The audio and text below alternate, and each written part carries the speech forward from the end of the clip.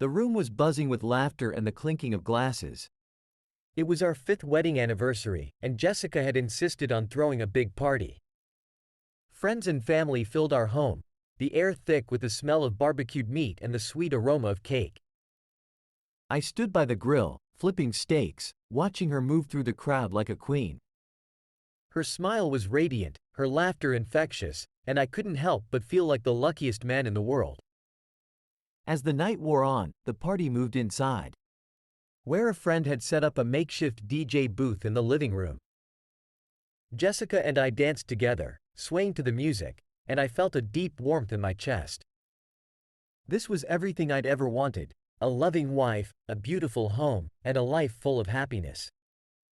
But that feeling didn't last long. As we danced, her phone buzzed on the coffee table nearby.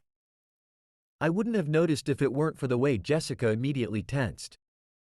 Her eyes darted to the phone, and for a split second, I saw something in her expression that I couldn't quite place. She quickly excused herself, claiming she needed to check on the appetizers, but my mind was already racing. I glanced at the phone, noticing a text notification. It was from someone named Michael. The preview message read, "I miss you. Can't wait to see you again." My heart skipped a beat. Who was Michael? And why was he sending my wife messages like that on our anniversary? I tried to push the thought away, telling myself it was probably nothing, just a friend being overly familiar. But a seed of doubt had been planted, and it was quickly taking root. The next day, Jessica was in the shower when I couldn't resist the urge to look at her phone. I told myself I was just being paranoid, that there was nothing to find. But when I opened her messages, there it was, an entire thread of texts between her and Michael. They weren't just innocent messages. They were full of flirtation, inside jokes, and longing. He called her babe, and she replied with heart emojis. My stomach churned as I read, each word feeling like a punch to the gut. I closed the messages quickly, my hands trembling. This couldn't be real. Jessica was my wife, my partner, the woman I had vowed to love and cherish for the rest of my life. But now I was staring at proof that she was hiding something from me, something big. That night, as we sat on the couch watching TV, I couldn't focus on the show. My mind kept replaying those messages, dissecting every word, every emoji. Jessica seemed oblivious, laughing at the jokes on screen. But I was barely holding it together. I needed to know more, but I also knew that if I confronted her now, she'd just deny everything. I had to be sure. I had to catch her in the act. So, I made a decision, one I never thought I'd make. The next morning, while she was out running errands, I installed a tracking app on her phone. It would let me see her messages, track her location, and monitor her calls.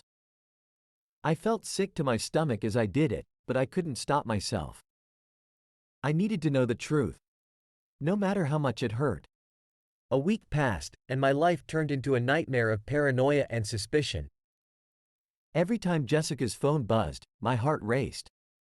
I would check the app on my phone, reading her messages and watching her location, all while pretending everything was normal. It was exhausting, living with this secret knowledge, but I couldn't stop myself. I was obsessed with finding the truth. Then, one Friday afternoon, I finally got what I was looking for. Jessica told me she was meeting a friend for lunch. But the app showed something different. She wasn't headed toward the usual cafe where she and her girlfriends met. Instead, her location pinged at a small, out-of-the-way coffee shop across town, a place I knew she never went to. I couldn't just sit at home, waiting for her to come back with more lies. I grabbed my car keys and drove to the coffee shop, my hands gripping the steering wheel so tightly that my knuckles turned white. I parked a block away and approached the shop on foot, my heart pounding in my chest. Through the large front window, I saw them. Jessica was sitting at a corner table, and across from her was Michael. He was younger than I'd expected, with a cocky smile that made my blood boil. They were leaning in close, talking quietly, oblivious to the world around them. Then I saw it. He reached across the table and took her hand, and she didn't pull away. She smiled at him, the same way she used to smile at me. I felt a surge of anger and betrayal that nearly knocked me off my feet. I stood there for a few minutes, frozen, watching them. I knew I should confront them and make a scene, but instead, I turned and walked back to my car. I needed to think. I needed a plan. That night, Jessica came home with the same excuse. She'd been out with a friend. She even showed me a fake text conversation she'd created with one of her girlfriends, trying to cover her tracks. I couldn't believe how easily the lies flowed from her lips, how convincingly she played the role of the perfect wife. But I wasn't going to let her get away with it. After dinner, we sat on the couch as usual, but this time I couldn't pretend. The words came out before I could stop them. "So, how was your lunch with Michael?" I asked, my voice deceptively calm. Jessica froze, her eyes widening in shock. She quickly recovered, forcing a smile. "I don't know what you're talking about." I pulled out my phone and opened the tracking app, showing her the map with her location at the coffee shop. Her face paled as she realized there was no way out. "I followed you," I continued. "I saw you with him." "Don't lie to me, Jessica." She opened her mouth to speak, but no words came out. Finally, she sighed and dropped her head into her hands. "It's not what you think, Nick." It's complicated." "Complicated?" I repeated, anger rising in my chest. "You're cheating on me, Jessica. What's so complicated about that?" Tears welled up in her eyes, but I didn't care. I'd spent weeks torturing myself, questioning my sanity, and now that I had the truth, all I felt was rage. "How long has this been going on?" She hesitated, then whispered, "A few months." I felt like I'd been punched in the gut. "A few months?" Jesus, Jessica. "We just celebrated our anniversary." "I didn't mean for it to happen," she said, her voice cracking. "I love you, Nick." "But things have been different between us." I laughed bitterly. "Different? So you decided to screw around behind my back instead of talking to me?" She reached out to touch my arm, but I pulled away. "I'm sorry," she pleaded. "I was stupid. It was a mistake." "It's too late for apologies," I said coldly. "You've made your choice, Jessica. And now, you're going to live with the consequences." The days after our confrontation were unbearable. Jessica stayed in the guest room, and we barely spoke. The silence between us was heavy, filled with unspoken accusations and broken promises. She tried to talk to me a few times, but I shut her down. I wasn't ready to hear her excuses or explanations. I was too angry, too hurt. But as the days passed, my anger turned cold. I realized that I couldn't just let this slide. I couldn't let Jessica get away with betraying me like this. She needed to understand what it felt like to be blindsided, to have your world ripped apart. And I needed closure, something that would give me the satisfaction of knowing that she felt even a fraction of the pain she had caused me. That's when I started thinking about Rebecca. Rebecca and I had met through mutual friends a few years ago. And it was no secret that she had always been interested in me. I'd never given it much thought, being happily married and all, but now, things were different. I knew that if I wanted to hurt Jessica the way she had hurt me, I needed to make her believe that I had moved on and that I had found someone else. The idea began to take shape in my mind. I would stage a public encounter with Rebecca, something that Jessica couldn't ignore. It would be a way to show her that she wasn't the only one capable of moving on, of finding someone new. But more than that, it would be a way to reclaim some of the power that I felt I had lost. I reached out to Rebecca, explaining my situation in vague terms. I didn't tell her everything, just that Jessica and I were having problems and that I needed her help to make a point. Rebecca was more than willing to play along, and we arranged to meet for lunch later that week at a restaurant that Jessica and I used to frequent. On the day of our meeting, I felt a mix of anticipation and dread. I knew this was risky, that it could all blow up in my face, but I also knew that I needed to do it. I needed to see the look on Jessica's face when she realized that I wasn't going to sit around and wait for her to decide what she wanted. I needed her to feel the sting of betrayal. Rebecca and I met at the restaurant just before noon. She looked great, dressed in a casual yet flattering outfit that drew more than a few admiring glances from the other patrons. We were seated at a table near the window, and I made sure to choose a spot that would be easily visible to anyone walking by. As we chatted, I kept my eyes on the entrance, waiting for Jessica. She had a habit of grabbing lunch at a nearby cafe on Fridays, and I was counting on her stopping by this place afterward. It was a gamble, but I had a feeling she wouldn't be able to resist the urge to check on me. About 20 minutes into our meal, I saw her. Jessica walked by the window, her face blank with shock as she spotted me sitting with Rebecca. I could see the hurt and confusion in her eyes as she stopped dead in her tracks, staring at us through the glass. For a moment, she looked like she might walk in, but then she turned on her heel and hurried away. Rebecca noticed my distraction and followed my gaze to the window. "Was that Jessica?" she asked, a hint of concern in her voice. "Yeah," I replied, trying to keep my voice steady. "She saw us." Rebecca reached across the table, placing her hand on mine. "Are you okay? You look tense." I forced a smile. "I'm fine. This is what I wanted." But even as I said the words, I couldn't help but feel a pang of guilt. Jessica's expression haunted me, the pain in her eyes mirroring what I had felt when I discovered her affair. I had wanted revenge, to make her hurt the way she had hurt me, but now that it was happening, it didn't feel as satisfying as I had imagined. We finished our lunch, and I walked Rebecca to her car. She gave me a quick hug and a peck on the cheek before driving off, leaving me standing alone in the parking lot. As I got into my own car, I couldn't shake the feeling that I had crossed a line and that this was only going to make things worse. When I got home, Jessica was waiting for me in the living room. Her eyes were red and puffy from crying, and she didn't waste any time. "What was that, Nick?" she demanded, her voice shaking with emotion. "You were with Rebecca? Are you trying to hurt me?" I met her gaze, my heart pounding. "What did you expect? Jessica? You think you can cheat on me, and I'm just supposed to sit here and take it?" She flinched at my words, tears spilling down her cheeks. "I never wanted this, Nick. I'm so sorry for what I did, but this isn't the way to fix things." "Maybe not," I admitted, my anger cooling as I saw the depth of her pain. "But it's the way I needed to handle it. Now you know how it feels."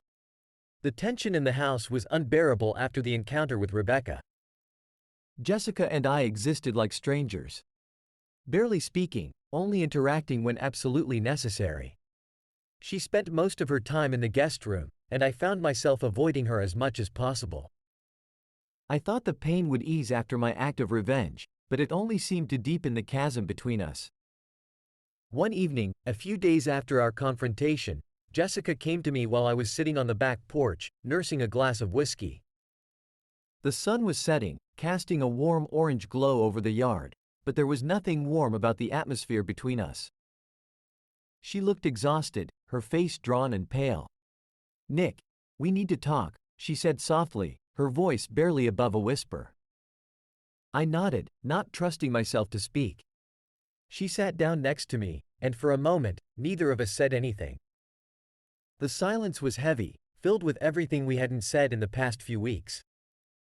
"I know I've hurt you," Jessica began, her voice trembling. "And I know what I did was unforgivable. But you need to understand. I never meant for it to get this far. I was confused. And I made a terrible mistake." I stared into my glass, the amber liquid swirling slowly. "Why, Jessica? Why did you do it?" She took a deep breath, her hands twisting in her lap. "I don't have a good excuse. I felt like we were drifting apart, like you didn't see me anymore. And then Michael, he was there, giving me attention, making me feel wanted. I know that's not a reason, but it's the truth." I finally looked at her, my heart aching with a mixture of anger and sorrow. "So you just decided to throw everything away because you needed attention?" Tears welled up in her eyes, and she shook her head. "No, Nick, it wasn't like that. I was stupid and selfish. I thought I could keep it separate from our life, that it wouldn't affect us. But I was wrong. It's affected everything, and I regret it every single day. For the first time since I found out about the affair, I saw genuine remorse in her eyes. She wasn't just sorry because she got caught. She was sorry for what she had done to us, to our marriage. I don't know if I can forgive you, I said, my voice raw with emotion. You've shattered everything I thought we had. Jessica wiped away a tear, her gaze pleading. I know. And I don't expect you to forgive me, but I want to try to make things right. I love you, Nick. I never stopped loving you. If you'll let me, I want to fight for us, to fix what I've broken. I didn't know how to respond. Part of me wanted to believe her, to give us a chance to heal. But another part of me was still so full of anger and betrayal that I couldn't imagine ever getting past what she had done. Let's take it one day at a time, I finally said, the words heavy in my mouth. I don't know where we go from here, but we'll see. We started seeing a marriage counselor the following week. Jessica suggested it, and although I was reluctant, I agreed. I knew we couldn't move forward without help, without someone to guide us through the mess we'd made of our relationship. The first few sessions were brutal, full of raw emotions and painful admissions. Jessica confessed everything, the full extent of her relationship with Michael. How it had started, and how it had spiraled out of control. Hearing her talk about it in such detail was like ripping open a wound that had barely begun to heal. But it also gave me a strange sense of relief, like at least now all the lies were out in the open. There was nothing left for her to hide. Our counselor, Dr. Mitchell, was patient and calm, guiding us through the process of rebuilding trust. She didn't sugarcoat anything, and she didn't let either of us off the hook. She made us confront the reality of what had happened. And she challenged us to decide if we were willing to put in the work to save our marriage. For the first time in weeks, I started to see a glimmer of hope. The sessions were difficult, but they forced us to communicate in ways we hadn't in years. We talked about the distance that had grown between us, the resentments we had buried, and the things we had taken for granted. It was painful, but it was also necessary. Outside of counseling, life was still tense. We were careful around each other, trying to avoid old patterns that had led us to this point. Jessica went out of her way to show me she was committed to making things work. She deleted Michael's number, blocked him on social media, and gave me full access to her phone. I appreciated the effort, but trust wasn't something that could be rebuilt overnight. One evening, as we sat on the couch together, Jessica turned to me and said, Nick, I know I can't erase what I've done, but I want you to know that I'm in this for the long haul. I'm not giving up on us. I looked at her, seeing the sincerity in her eyes. I'm not ready to say everything's okay, I admitted. But I'm willing to keep trying. We owe it to ourselves to see if we can make this work. We sat in silence for a while, the weight of our words hanging in the air. There was no easy fix for what had happened, no magic moment where everything would suddenly be okay. But for the first time in a long time, I felt like maybe, just maybe, we had a chance. As the weeks turned into months, we kept going to counseling, kept talking, and kept working on our marriage. It wasn't easy, and there were days when I wondered if it was worth it. But then I'd see the determination in Jessica's eyes, and I'd remember why I fell in love with her in the first place. We were far from perfect, and the road ahead was long and uncertain. But we were walking it together, step by step, trying to rebuild what had been broken. And in the end, that was all we could do. As the months went by, things between Jessica and me slowly started to improve. We were still attending counseling, and still working on our communication, and gradually, the trust began to rebuild. There were good days and bad days, but overall, we were making progress. It wasn't perfect, but it was better than where we had been. But just as I began to believe that maybe we could truly move past this, I stumbled upon something that shattered my fragile sense of hope. One evening, Jessica was out running errands, and I was home alone, scrolling through my emails. I wasn't expecting anything unusual, just the usual spam and work-related messages. But then I saw it, a message from an unfamiliar email address, with a subject line that made my heart stop. Need to talk, urgent. I hesitated, my finger hovering over the mouse. I didn't recognize the sender, but something in my gut told me to open it. When I did, I felt a cold wave of dread wash over me. The email was from Michael. It was brief, just a few sentences, but it was enough to send my mind spiraling.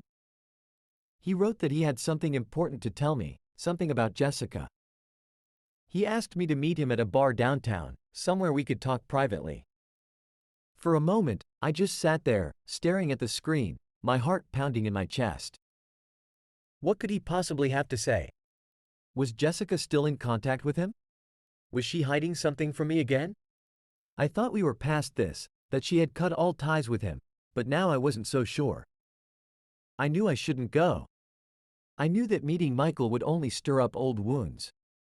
That it could throw everything we had worked for into chaos. But I couldn't help myself. I had to know the truth. The bar was dimly lit and nearly empty when I arrived. I spotted Michael sitting at a table in the back, nursing a beer. He looked up as I approached, a smirk playing on his lips that made my blood boil. I wanted to wipe that smug expression off his face, but I kept my cool. I needed answers, and I wasn't going to get them by losing my temper. "Nick," he greeted me, leaning back in his chair. "Glad you came." I didn't bother with pleasantries. "What do you want, Michael?" "Why are you contacting me?" He took a slow sip of his beer before answering.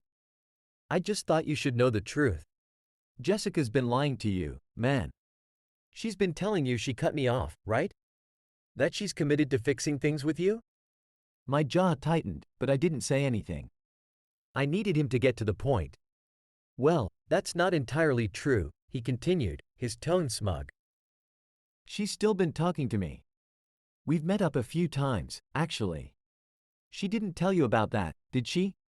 My heart sank. I wanted to believe he was lying, that he was just trying to stir up trouble, but there was something in his voice that made me doubt everything. "Why should I believe you?" I asked, my voice cold. Michael shrugged. "I don't care if you believe me or not. I'm just telling you the truth. Jessica's playing you, man. She says she wants to fix things with you, but she's still coming to me when she needs someone to talk to, someone to, be there for her." My fists clenched under the table. I wanted to reach across and throttle him, to make him pay for the pain he was causing. But I knew that wouldn't solve anything. I needed proof, something concrete before I confronted Jessica. "Why are you telling me this?" I asked, trying to keep my voice steady. "What's in it for you?" Michael smirked. "Let's just say I'm tired of being the other guy." "Jessica needs to make a choice, and I figured you deserved to know what's really going on. If she's going to stay with you, she needs to be honest with you. And if she's going to be with me, well, then you need to let her go." I stood up abruptly, my chair scraping against the floor. "Stay away from her, Michael. If you contact her again, you'll regret it." Michael raised his hands in mock surrender. "Hey, I'm just trying to do the right thing here." "But I'll back off if that's what you want." I didn't respond. I turned and walked out of the bar, my mind racing. I didn't know what to believe, but I knew one thing for sure: I couldn't just let this go. I had to confront Jessica, to find out if there was any truth to Michael's words. When I got home, Jessica was in the kitchen, making dinner. She smiled when she saw me, but I couldn't bring myself to return it. My mind was a storm of doubt and suspicion, and I needed answers. "Jessica," I said, my voice tense. "We need to talk." She turned to face me, her smile fading when she saw the look on my face. "What's wrong, Nick?" I took a deep breath, trying to keep my emotions in check. "I just met with Michael. He says you've still been talking to him, that you've met up with him a few times." "Is it true?" Her eyes widened in shock, and for a moment, she looked genuinely hurt. "Nick, no. I haven't been talking to him. I haven't seen him since everything came out. I swear to you." I searched her face for any sign of deception, but all I saw was fear and desperation. She reached out to touch my arm, but I pulled away. "Nick, you have to believe me," she pleaded. "I've been honest with you. I've been trying so hard to make things right. I don't know why he's saying these things, but it's not true." I wanted to believe her. I wanted to believe that Michael was just trying to mess with me, to ruin what little progress we had made. But doubt still lingered in the back of my mind. "I want to believe you," I said, my voice barely above a whisper. "But after everything that's happened, I don't know what to believe anymore."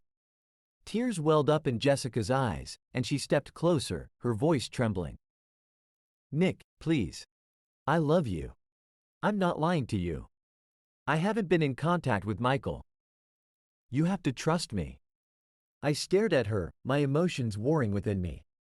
I knew I had a choice to make. Either I believed her and we continued to work on our marriage, or I let my doubts consume me and risked losing everything we had fought to rebuild. Finally, I sighed, the weight of the decision heavy on my shoulders. "Okay, Jessica. I believe you. But if I find out you're lying to me again, that's it. We're done." She nodded, tears spilling down her cheeks. "I understand. Thank you, Nick. I won't let you down." As I held her close, I couldn't shake the feeling that the storm was far from over.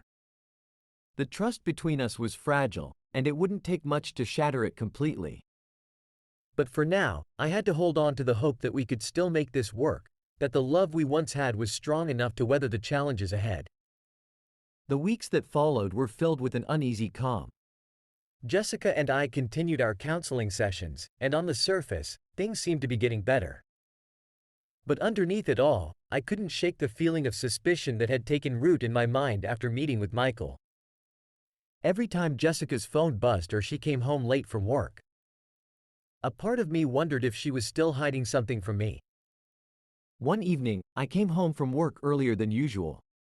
The house was quiet, and I assumed Jessica was still at work. As I walked into the living room, something caught my eye, a piece of paper lying on the coffee table. It was an envelope, partially open, with Jessica's name written on it in familiar handwriting. My heart began to race as I picked it up and pulled out the letter inside. It was from Michael. The letter was short. Just a few sentences, but it was enough to confirm my worst fears. Michael wrote that he missed Jessica, that he was tired of sneaking around, and that he wanted her to leave me for good. He mentioned their last meeting and how much it had meant to him. I felt like the ground had been ripped out from under me.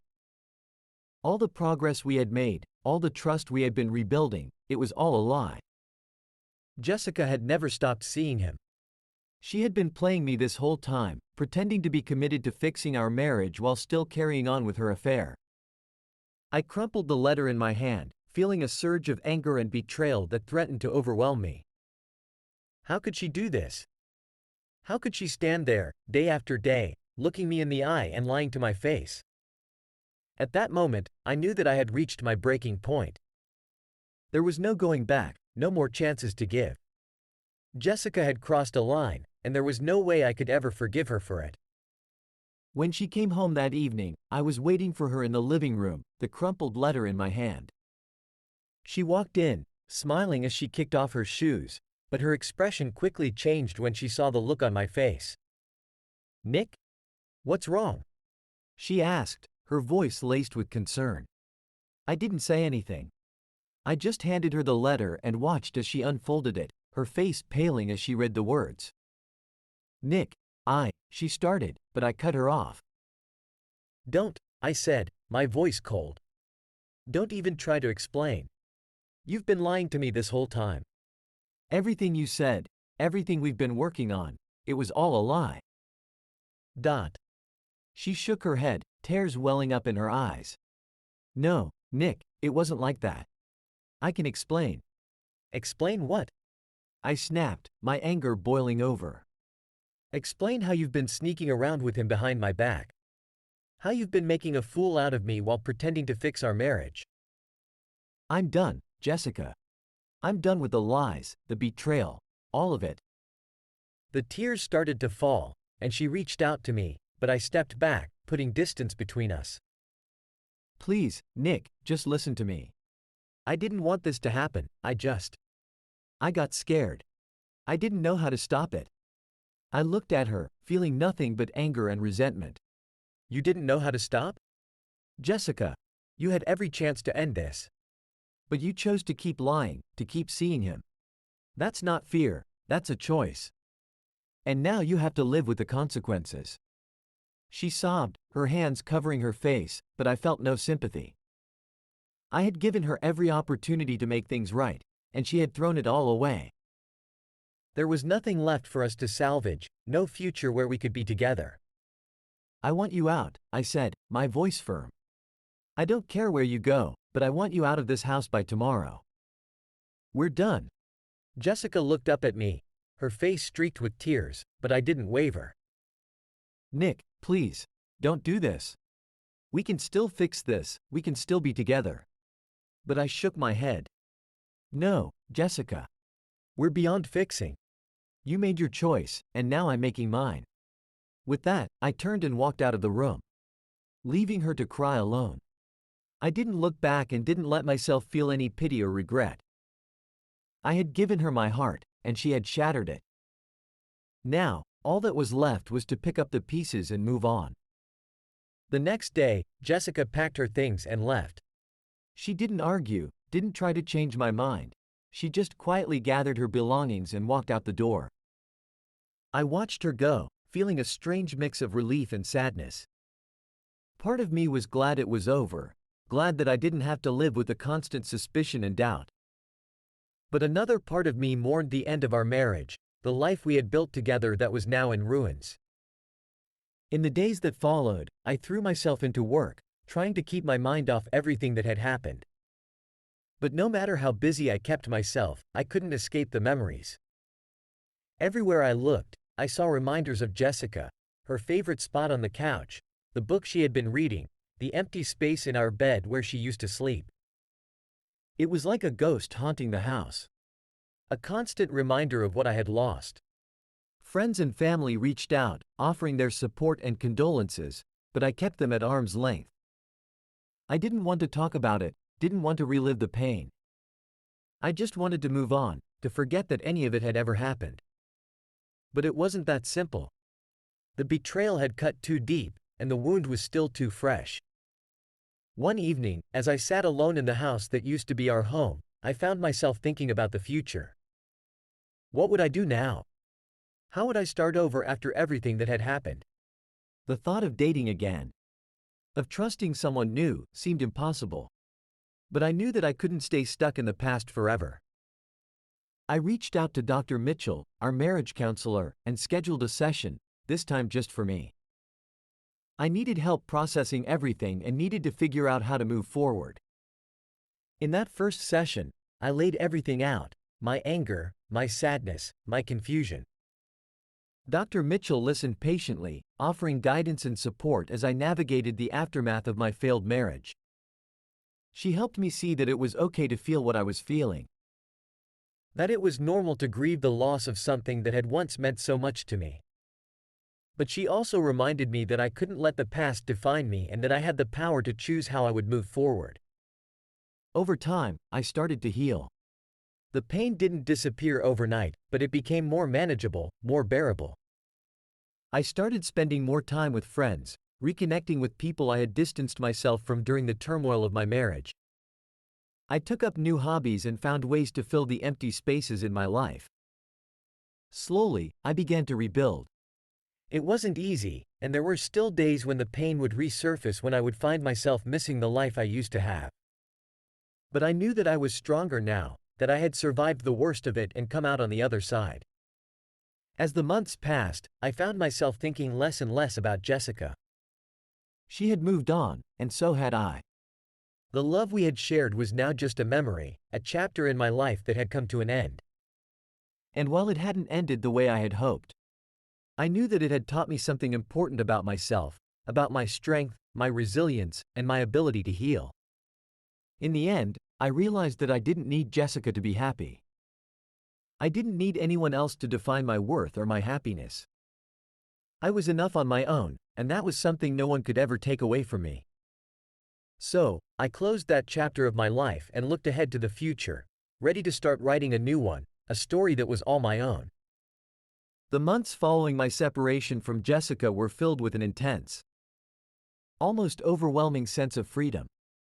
For the first time in years, I was living for myself, free from the constant doubt and mistrust that had plagued me during our marriage. The house, once a prison of painful memories, began to feel like a place of solace. I redecorated, moved furniture around, and removed anything that reminded me of the life Jessica and I had shared. Friends and family were my lifeline during this time. I started going out more, meeting new people, and reconnecting with old friends I had neglected. My best friend, Tom, insisted I join him for weekly basketball games, something I had stopped doing during the chaos of my marriage. It felt good to be out there again, to feel the burn of muscles I hadn't used in years and the rush of adrenaline as we played. For those hours on the court, I could forget everything that had happened and just focus on the game. But it wasn't just about filling the time. I knew that I needed to work on myself if I wanted to truly move forward. I continued my therapy sessions with Dr. Mitchell, who helped me navigate the complexities of rebuilding my life after such a deep betrayal. She encouraged me to explore new interests and to find things that made me happy and brought me peace. That's how I discovered my passion for photography. It started as a way to get out of the house, to see the world through a different lens, literally. I bought a decent camera and began spending my weekends driving out to the countryside, capturing landscapes, sunsets, and the small details of life that I had once overlooked. Photography became my therapy, a way to express emotions I couldn't quite put into words. One day, while browsing a local art gallery, I struck up a conversation with a woman named Megan. She was an artist, with a passion for painting that mirrored my newfound love for photography. We bonded over our shared appreciation for the beauty in the world, and before I knew it, we were meeting regularly to discuss art, life, and everything in between. It was easy with Megan. There were no expectations. No hidden agendas, just a genuine connection between two people who appreciated each other's company. As the weeks turned into months, I found myself looking forward to our time together more and more. There was a lightness to my interactions with Megan that I hadn't felt in years, a sense of possibility that was both exhilarating and terrifying. I wasn't sure if I was ready for a new relationship, but I knew that I didn't want to let fear hold me back anymore. Just as I was starting to feel like my life was finally getting back on track, the past reared its ugly head in the most unexpected way. It happened on a Friday evening, just as I was getting ready to head out to meet Megan for dinner. My phone buzzed with a text, and when I saw who it was from, my stomach dropped. It was Jessica. I hadn't heard from her since the day she moved out. We hadn't spoken, hadn't texted, hadn't exchanged a single word. It was as if she had vanished from my life, and I had been more than happy to keep it that way. But now, seeing her name on my screen, all the emotions I had worked so hard to bury came rushing back. The text was simple: "Can we talk?" I stared at the screen, torn between the urge to delete the message and the curiosity about what she could possibly want to say. Part of me wanted to ignore her, to keep moving forward without looking back. But another part of me knew that I couldn't fully close this chapter without confronting her one last time. After a few minutes of deliberation, I responded with a single word: "When?" Her reply came quickly: "Tonight? Please." I took a deep breath, feeling a mix of anxiety and anger bubbling up inside me. I didn't want to cancel my plans with Megan, but I also knew that I needed to deal with this, to put an end to whatever unfinished business Jessica thought we had. "I'll meet you at the coffee shop near our old place," I replied. That evening, as I walked into the familiar coffee shop, memories flooded back, memories of the early days of our relationship, before everything had gone so wrong. Jessica was already there, sitting at a table in the corner, looking nervous and out of place. She glanced up as I approached, her expression a mixture of relief and sadness. "Nick," she said softly as I sat down across from her. "Jessica," I replied, keeping my voice neutral. "What do you want?" She looked down at her hands, which were clasped tightly on the table. I know I'm probably the last person you want to see or talk to right now, but I needed to see you. I needed to apologize. I leaned back in my chair, crossing my arms over my chest. You've already apologized, Jessica. There's nothing left to say. I know, she said quickly, her voice trembling slightly. But I never really explained. I never told you why. And I think you deserve to know. I didn't respond, but I didn't stop her either. Part of me was curious, even if I didn't want to admit it. She took a deep breath as if steeling herself for what she was about to say. When we were together, I felt like I was losing myself. I know it sounds selfish, but I felt trapped like I was living someone else's life. Michael. He made me feel like myself again, even if it was wrong. It was like a way out, but it wasn't real, and I realized now how much I hurt you in the process. I listened in silence, my emotions swirling inside me.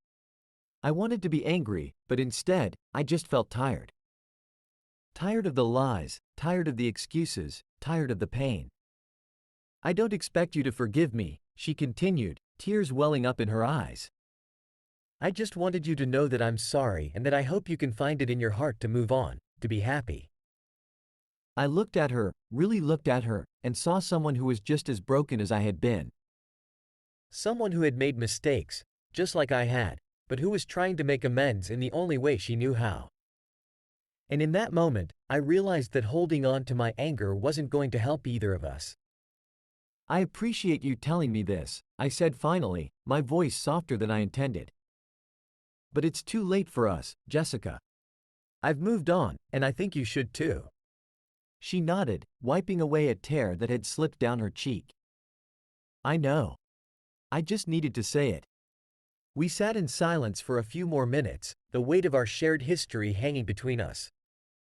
Finally, I stood up, signaling that it was time to end this conversation. Take care, Jessica, I said as I turned to leave. You too, Nick, she replied, her voice barely above a whisper. As I walked out of the coffee shop and into the cool evening air, I felt a strange sense of closure. The chapter with Jessica was finally over, and for the first time in a long time, I felt like I could truly move forward. I pulled out my phone and sent a quick text to Megan, letting her know I was on my way. I was ready for a new beginning, and this time, I wasn't going to let anything hold me back. As I drove to meet Megan, I felt a sense of clarity that had been eluding me for months. Confronting Jessica had lifted a weight I didn't realize I was still carrying. I was no longer tethered to the past, no longer haunted by the memories of our broken marriage. For the first time, I was genuinely looking forward to what the future might hold. When I arrived at the restaurant, Megan was already there, waiting at a table by the window.